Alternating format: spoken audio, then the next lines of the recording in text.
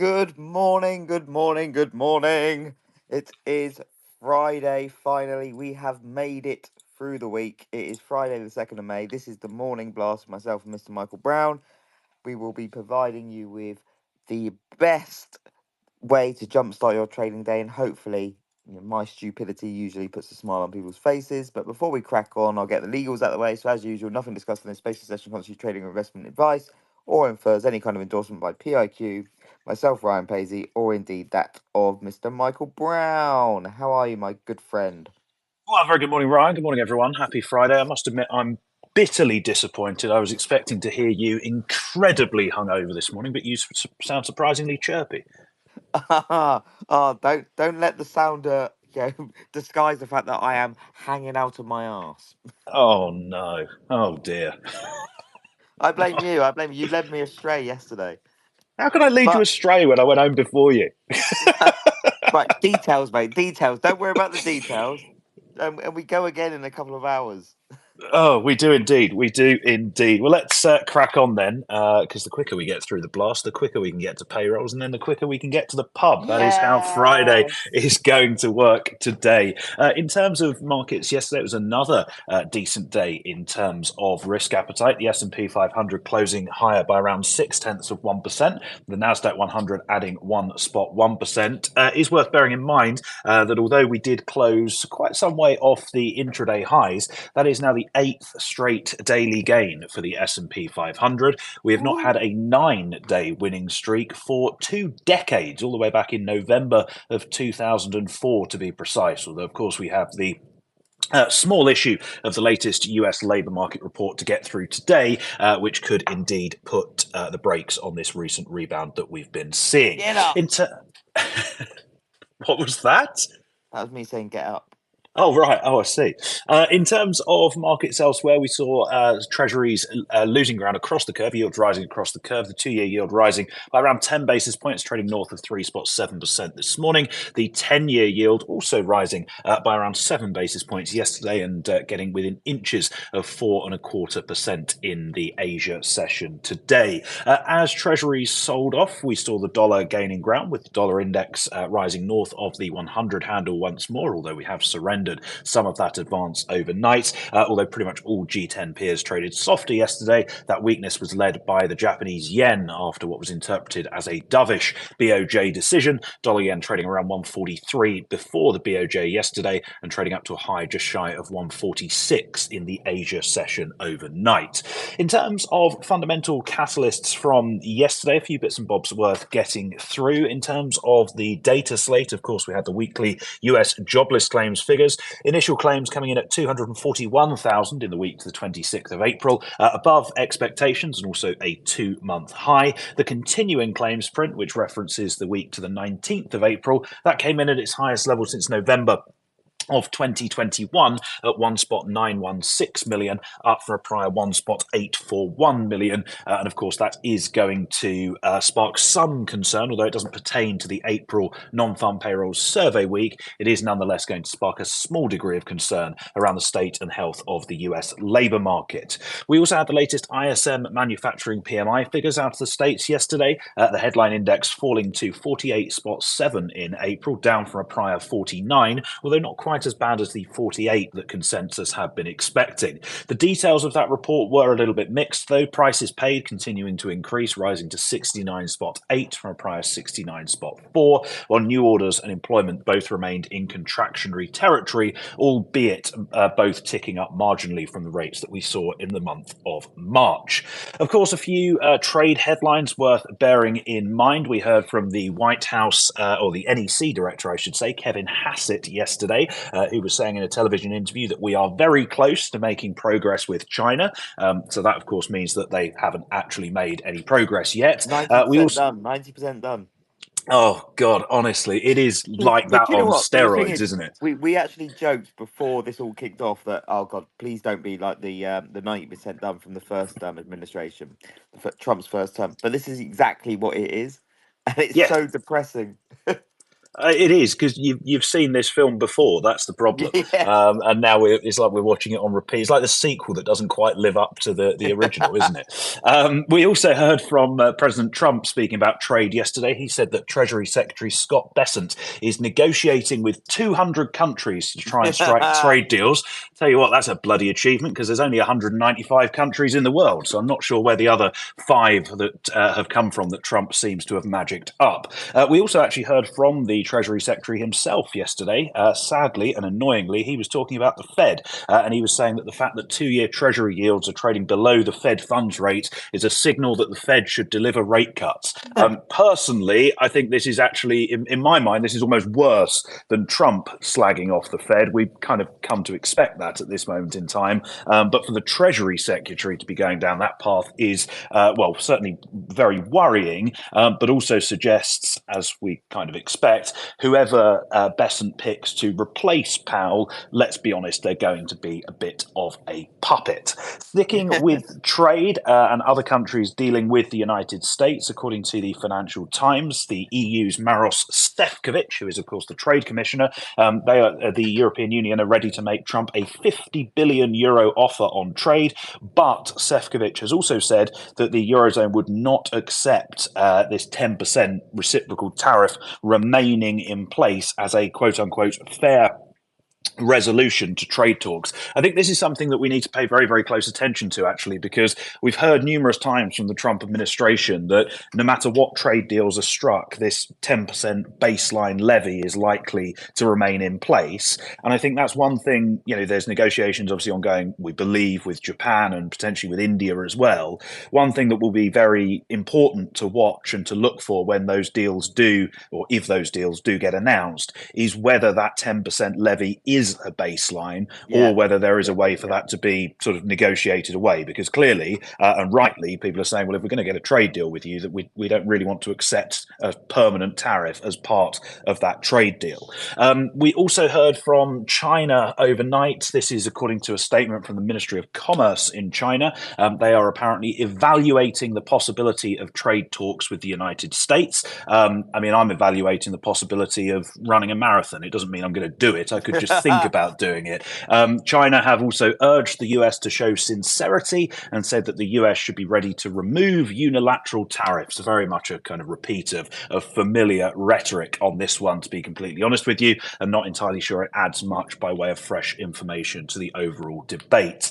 In terms of other bits and bobs from yesterday, of course, we did have some earnings after the close last night. Amazon delivering top and bottom line beats, but guidance which was a little bit soft compared to market expectations. And of course, Amazon facing quite a few risks as a result of the tariffs that have been imposed and the effective trade embargo now between the US and China. Amazon traded down by around about 4% after the close yesterday. And we also had earnings out from Apple, of course, who are another one that is exposed to the whole tariff story. Apple also delivered top and bottom line beats, but we did see a few of the revenue lines, including services and wearables, coming in a little bit below market expectations. Nevertheless, Apple authorizing a buyback of another $100 billion worth of the company's stock. They were a little bit mixed in after hours. They were down by about 1.5% after the earnings, but paired those declines by the end of the post-market session yesterday. A couple of other bits and bobs just lastly from me before handing it back to you, Ryan. Firstly, one for Tom Talks Cars, who yet again hasn't been bothered to join the call. The US are reportedly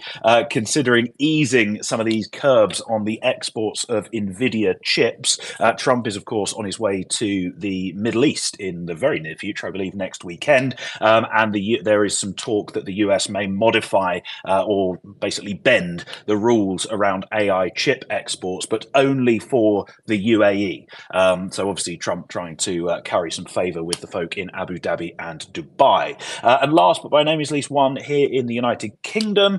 We had, of course, a whole slate of local elections overnight, but we also had a by-election in somewhere called Runcorn and Helsby. For those who are not from the UK, That is one of, if not the safest, Labour seats in the country, absolute heartland of Labour territory. Well, it has actually been won by Nigel Farage's Reform UK party. That victory, of course, there are a few idiosyncratic factors at play. Firstly, it is Oh, by cracking word for a Friday. Cracking word. Firstly, it is a by-election, so there is always the potential for a bit of a protest vote going on. And secondly, the previous MP, the reason why, and he was a Labour MP, the reason why this by-election has been held is because he decided it would be a good idea to have a punch-up with a constituent in the street at 2 o'clock on a Saturday morning. So I think there's naturally a little bit of angst against the Labour Party, but nonetheless, it does point to the increasingly fractured nature of politics here in the UK, and also the incredibly tight margins that we are talking about nowadays here in the UK as well. Reform won this by-election by 6 votes, which is by far and away the closest ever by-election result that we have had here in the UK, and certainly one to keep a very, very close eye on, because up until now, the sort of narrative has been Reform are taking the Tory vote. Well, actually here you'd say, well, Reform have taken the Labour vote, otherwise they wouldn't have won the seat. So although we Oh, have, 4 years until the next election here in the UK, the political environment becoming very interesting and also very, very fractured as well. um, I'll be very honest. I have not looked at the results this morning, but I do kind of remember before I passed out last night having a quick scroll through, and it. Well, I'm being honest. Look, there's no KFC on my chest. That's so we're getting better. But it was a very very good night or a very good day yesterday for reform in general as well, wasn't it? It was, yes. I believe they. Again, I haven't paid too much attention to the actual council results, but I believe that they have. A lot of those are still being counted, but I believe Reform are sort of leading the way in terms of councillors that have been elected at the Yeah, very least. which is as we all expected, right? Because it was just like shambolic Yeah, from Lee. But anyway, but Michael, thank you very much. So cracking on with some tidbits from the overnight news roundup, which is beautifully curated via our good friend Zach Eisman. So just starting off with trade headlines. China's cracking open the door to trade talks with the US. First sign since Trump's tariff hikes. Beijing's calling for, as Michael said before, quote, sincerity. The US Secretary of State Rubio said the Treasury Secretary President's gearing up for discussions this week. Trump axed duty-free access for low-value Chinese goods. This is that de minimis hitting e-commerce giants like Shein and Temu while targeting fentanyl trafficking. China's pushing car makers to source 25% of their chips locally by year end, um, though when only currently 15% are now in talks with Texas Instruments and NXP are underway. Talks with Texas Instruments and NXP are underway. Apple's dodging tariffs by sourcing most US bound devices from India and Vietnam, but 900 million in tariff costs forced a 10 billion share buyback cut. Japan's hinting its massive US Treasury holdings could be trade leverage. I don't think Trump's going to be too fond of that being thrown around. no, Though Japan's finance minister Kato is playing it coy. South Korea's trade talks are in disarray after finance minister resigned amid political chaos. The thing is with this, we've already said that South Korea aren't going to be making any deals into July anyway because they do need to get a government in place.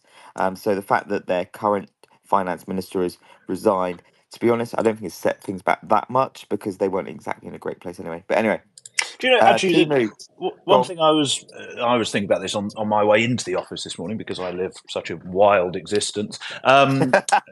Although, actually, having said that, Southeastern Railway, if you're listening, why was my train short? I had to stand on my way in this morning. Anyway, Oh no! Oh, I was oh, sort the humanity. I know, disgraceful. Um, someone did take pity on me and ask if I wanted to take their seat, but I refused. Mate, you're 27 years I know. old. Uh, anyway, what I was going to say before going off on that little tangent was I wonder at what point market participants start to, because obviously the current focus is all on are deals being done, when are the deals going to be done, etc., Yeah. etc. I wonder when or indeed if the narrative at some point switches to actually what the hell's going to happen on the 8th of July when this 90-day pause expires, because we're already as good as a month into this sort of Well, this is pause it, period, right? and This is it feels like we're no further forward. right, exactly that. So obviously, when we heard like 90 days, everyone thought initially, and yeah, I'm guilty of this as well. Initially, everyone was like, "Well, fuck it, everything will be sorted for in 90 days' time, it'll be fine." But like you said, it's like that 90-day deadline is starting to creep up, and there's fuck all been done. Yeah.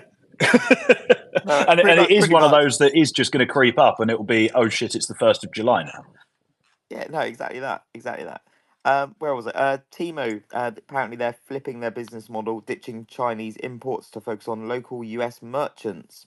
Someone did liken this to like the Etsy model. Anyone knows what Etsy are up to?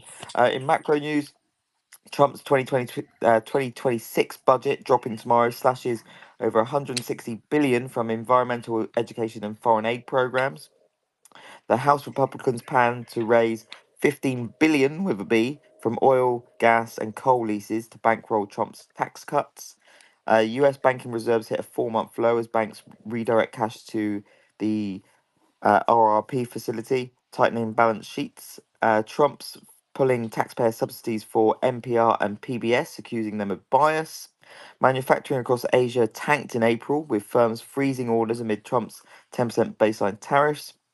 In geopolitical news, France and Poland are signing a defence and economic treaty, strengthening European military ties as Russian aggression and US security doubts loom. In Australia, a Chinese Communist Party linked group's backing an independent candidate, sparking fears of foreign election meddling. In equities, before I hand back to Michael, just 5 points on this section. Amazon's strong earnings were overshadowed by tariff woes, with AWS sales growth missing the mark. Airbnb's weak Q2 outlook blames economic uncertainty, crimping US travel demand, dragging shares down. In with Apple, Apple beats estimates but trimmed its share buyback by $10 billion, citing 900 million in tariff costs. Reddit shares skyrocketed after swinging to a profit with a strong revenue and upbeat guidance. And finally, Amgen outperformed, fueled by its push into the booming weight loss drug market. I did see yesterday that the I think it was the WEF, or one of those massive kind of globalist organisations were pushing that weight loss drugs should be made available to all adults. So yeah, that's one for our dear friend Rich Bernard to get on to. Hey. Jesus, that's a bit harsh. Well, I looked who was listening, and it was the top name that I found. It was either him or Basie, and I'm So too you lazy to you you find out picked the yet. bloke who's just lost a load of weight and done a very good job, and sadly is now throwing away all his bespoke suits, I believe. Oh, is he? Yeah, I saw something about that yesterday. Well, so he needs to find someone with the initials RB to buy them off him. We could change the B into a P somehow, I'm sure. Mate, there'd be like a tent on me. Anyway, look, we digress. We digress. Massively digressed there. Right. Sorry, listeners. Sorry. Right, cracking on. Right, over to you, Mr. Michael Brown. Oh dear. Right. In terms of today, then, a few bits and bobs out of Europe this morning before the jobs data a little bit later on from the United States. Of course, most of Europe was off slacking for Labour Day yesterday, so they are back with a bang today. At 9 o'clock this morning, we have the final manufacturing PMI figures out of the Eurozone. That index expected unrevised at 48.7. And then at 10 o'clock this morning, we have unemployment for March expected unchanged at a record low 6.1%. And we also have the April flash inflation data. Headline CPI seen rising 2.1% on the year in April, down for a prior 2.2. But the core metric that's expected to firm just a touch to 2.5% for a prior 2.4%. To be completely honest with you, though, I don't think the data is going to materially shift the outlook for the next ECB meeting on the 5th of June. Money markets already fully pricing a 25 basis point cut from Lagarde and her colleagues at that meeting, and that is indeed almost certainly going to be delivered. Of course, all eyes today, though, will be on the latest US labour market report, this dated referencing April, and as always is due at 1:30 this afternoon London time, 8:30 excuse me, 8:30 this morning. Oh dear. You Excuse me. oh Bloody God, hell. oh God. Crikey. I'm not sure I'm going to see the bloody jobs day, Drew. I'm dying at my desk. Oh, bloody hell. Sorry about that, ladies and gents. God, crikey. What's happening? No idea. God. um, Jobs report, April. 1:30 this afternoon, London time. Headline non-farm payrolls are seen rising by 135,000 last month, a slowdown from the prior 228,000, although that would be a pace that is roughly in line with the break-even rate of jobs growth required for non-farm payrolls to keep pace with the expanding size of the labour force. As always, we have a pretty wide range of forecasts for the jobs number, between 50,000 to the downside and 170,000 to the upside. In terms of leading indicators for the jobs print, initial and continuing claims are pretty much unchanged from the March to April survey weeks, although, of course, we did see that uptick in both metrics in the data. The data that was released yesterday. Oh dear. Meanwhile, in terms of the this is all going horribly wrong here, isn't it? In terms of the ISM surveys, the manufacturing employment component obviously pointed to a continued contraction, albeit at a slower pace than that seen in March. While we haven't had the ISM services PMI yet, that data is due on Monday. In terms of other things to consider around the jobs number, of course, we still have the potential impacts of DOGE, the Department of Government Efficiency, coming through into the data, not only in terms of layoffs, but also in terms of the ongoing federal government hiring freeze. There's also a few sectors that are worth keeping a particularly close eye on this time around. For those looking for a potential early impact of tariffs, and of course, do remember that the survey week is that which included the 12th of the month, so it comes pretty much bang on when Trump did enacted the 90-day pause and pulled that big U-turn. The earliest sector likely to show the impact of tariffs will be logistics and transport, but also keep a close eye on leisure and hospitality as well to see if consumers are pulling back on spending. On the other side of the coin, we're expecting construction employment to have been boosted by what was a relatively decent period of weather during the month of April. In terms of other areas of the jobs report, sticking with the establishment survey, average hourly earnings they're seen rising by 0.3% on a month-on-month basis, unchanged from the pace seen in March, while on an annual basis, we're expecting earnings growth to tick higher to 3.9% from a prior 3.8%, although data in line with those expectations would broadly reinforce the FOMC's view that the labour market is not a significant source of upside inflation risks at this moment in time. Meanwhile, turning to the household survey, unemployment, that is seen holding steady at 4.2%, with participation also set to remain unchanged at 62.5%. One thing to bear in mind here, though, on unemployment is that it was a quote-unquote low 4.2% last time around. The unrounded unemployment figure was actually 4.152%. The reason why I mention this, it sounds very, very nerdy, but the reason I mention it is because it could actually easily round back down again to 4.1% without there having to be that much of a big shift in terms of the actual dynamics of the labour market.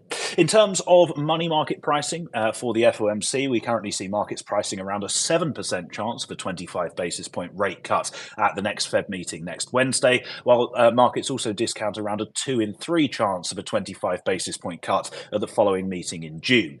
The next 25 basis point rate cut, that's fully priced in for the July meeting, while the curve currently discounts around 90 basis points worth of cuts by the end of the year. As we saw with the March data, I think there's asymmetric risks around the jobs report today. Bringing all the big words out today. If we see data that is better than or broadly in line with those expectations, I think it will be a case of markets looking at that and saying, okay, great, but it's a slowdown that is delayed or postponed as opposed to a slowdown that is completely averted, given the numerous economic headwinds that we know the US economy continues to face. While if data is broadly softer than expectations, then that will only serve to crystallize the growth and recession fears that are already quite pervasive across financial markets. In terms of other bits and bobs to keep an eye on today, besides the jobs report, we do have factory orders out of the United States at 3 o'clock this afternoon. They are seen rising by 4.5% in March, up from the prior 0.6%, although do bear in mind that the durable goods orders data was massively skewed to the upside by a surge in transportation orders, and that is also likely to impact the factory orders numbers that we get later on as well. well. Also, just bear in mind there are no central bank speakers on the docket today, but there is obviously the potential for folk from the Trump administration to be speaking in reaction to that jobs report and potentially making remarks on trade as well. While today's earnings slate is all about big oil, we've heard from Shell before the London market open, and then we hear from ExxonMobil and Chevron, who report before the US Open a little bit later on today. And as always, just in terms of the weekend, there is the potential for a bit of de-risking as we go into the weekend, and the potential for gapping risk as the market gets open and up and running again for the new trading week on Sunday/Monday morning. Of course, Monday is a bank holiday here in the UK, so London will be offline. But there's also plentiful risks around geopolitics and also anything Trump may have to say on trade over the weekend. Plus, as Ryan alluded to earlier on, there are elections in Australia on Saturday. I certainly wouldn't expect that to be a major market mover outside of domestic assets, but nevertheless one worth keeping on the radar. And I'm still alive, so I can say that for the time being, that is all from me for this morning and for this week. Wonderful. Thank you very much, my dear friend, Mr. Michael Brown. Exquisite as always. Listeners, Not thank you the so most much. polished delivery, though, it must be said. Well, this be honest. This be honest. When is it? Well, yeah, um, true. but we get by. We get by. But listeners, thank you so much for tuning in. As always, we hope you've had a great week. We hope you have a wonderful weekend. And if don't forget, if you are about in London today, I know a few of you that are listening that I can see on here now are going to be joining us later. If you're thinking about it, look, the sun is shining. Come out, have a beer, buy me a cider. Um, buy my friend Michael Brown a Bailey's or whatever it is he's drinking, Some Baby Cham or strepsils. what, some Strepsils. There you go. But yeah, whatever you're doing, have a wonderful weekend. Hopefully, see a few of you later on today. Yeah, keep it tight. Remember to factor in the fuckery, as my dear friend Paul would say. And yeah, we'll catch you on Monday. Take care. I like.